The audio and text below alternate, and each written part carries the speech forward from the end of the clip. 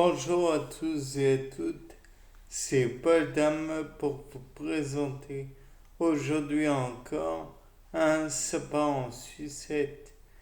Donc aujourd'hui j'ai choisi un sujet assez important pour les personnes en fauteuil roulant, mais quand j'y pense, on peut tous avoir des escarres. Donc, les personnes en fauteuil roulant, c'est parce qu'elles sont assises sur une surface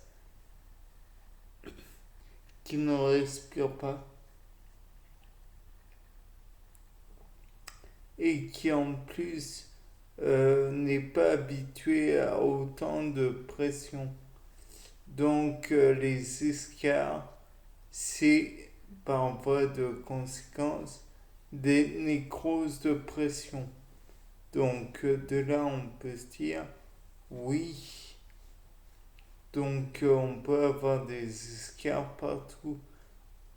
Oui, on peut avoir des escarres partout si on exécute un trop gros exercice pour la surface considérée. Néanmoins, il faut savoir que la nécrose de pression, donc tout d'abord, nécrose, c'est la mort d'un tissu, voire même des tissus sous-jacents, puisqu'ils dans le cas présent, ils doivent supporter des charges trop importantes et ils ne sont pas aptes à le faire.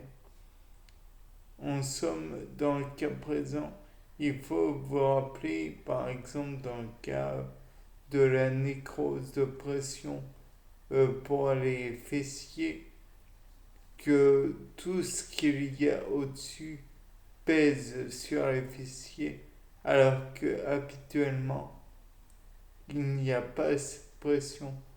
Donc, le fessier n'est pas habitué à autant de poids d'un coup. Et je vous rappelle que la pression, c'est la force sur la surface. Donc à présent, on doit considérer tout ce qu'il y a au-dessus du fessier. Et donc, on doit considérer certes la tête, on doit considérer le buste, on doit considérer le ventre. Bon, on considère à peu près tout. Qu'il y ait des... quoi que ce soit en fait. Rien n'amortit vraiment. Il faut considérer tous les poids sur les fessiers. Et contrairement par exemple, au cerveau qui baigne dans un liquide, le liquide céphalorachidien, contrairement aux disques intervertébraux de la colonne vertébrale, il n'y a rien pour amortir les, comment dire, la pression qui est sur les fessiers. Nous avons des vestiges, par exemple, de de la queue de nos ancêtres, à savoir le coccyx. C'est très bizarre, mais le coccyx est un vestige de nos ancêtres. Donc, on peut pas en penser que ce n'est rien, mais étant donné que c'est un vestige, c'est fragile. Et pourtant, on peut tous avoir fracture du coccyx, c'est commun, j'ai envie de dire. Et on exerce par exemple une forte pression quand on est assis sur les fesses. Bon, de là on va se dire, mais il y a d'autres muscles dans le corps que nos fessiers. Oui, il y a les dorsaux par exemple, les abdominaux, il y a les trapèzes, il y a tellement de muscles. Les muscles pectoraux, certes, ils sont là. Mais si on en revient à l'idée de s'asseoir, c'est quand même exercer une pression importante. P égale F sur S. F étant le poids, P étant la pression et S étant la surface.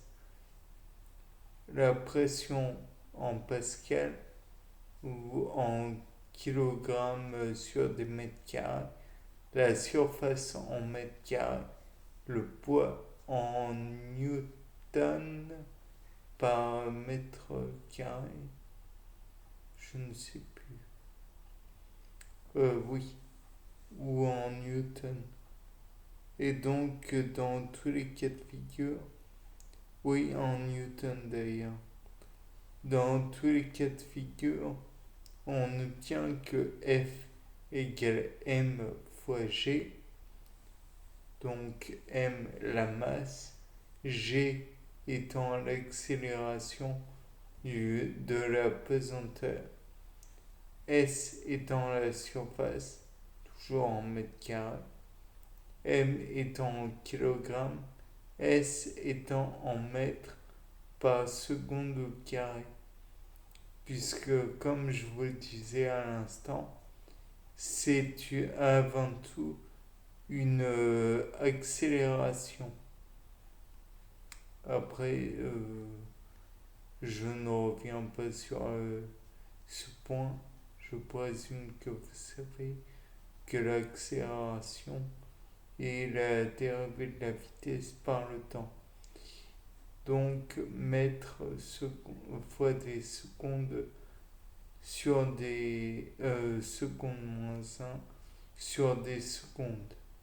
Donc, mettre sur des secondes moins 2. Enfin, sur des secondes au carré.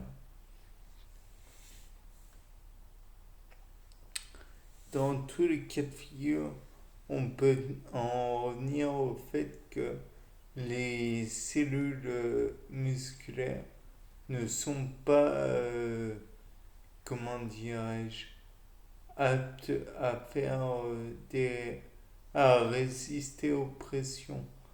Au bout d'un moment, chaque cellule musculaire va éclater sous la pression et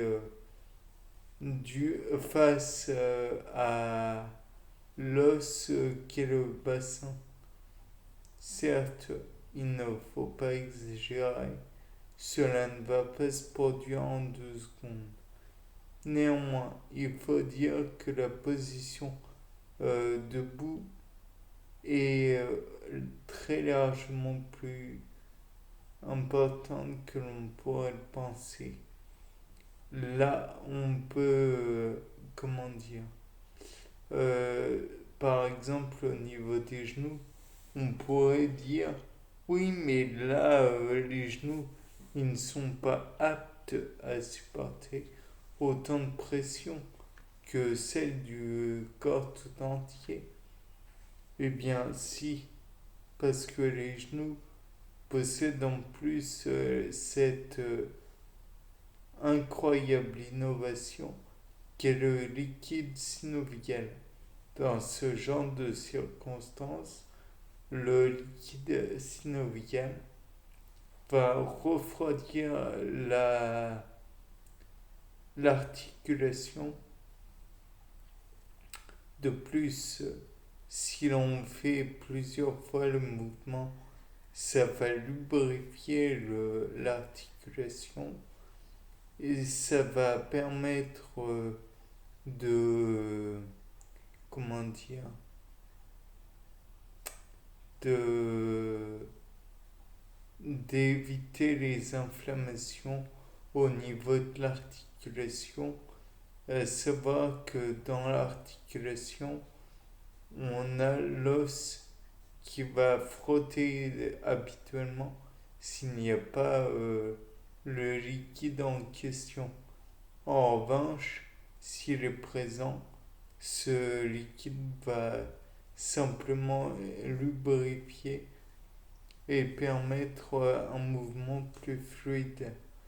Cela est valable pour le genou, naturellement, mais c'est valable pour d'autres articulations mises en jeu dans le cas présent, telles que celle du bassin, celle de la cheville, et j'en passe, car j'imagine que vous êtes assez doué pour les imaginer toutes. Bien, sur ce, c'était Paul Dame pour un nouveau Sapin en sucette. Au revoir.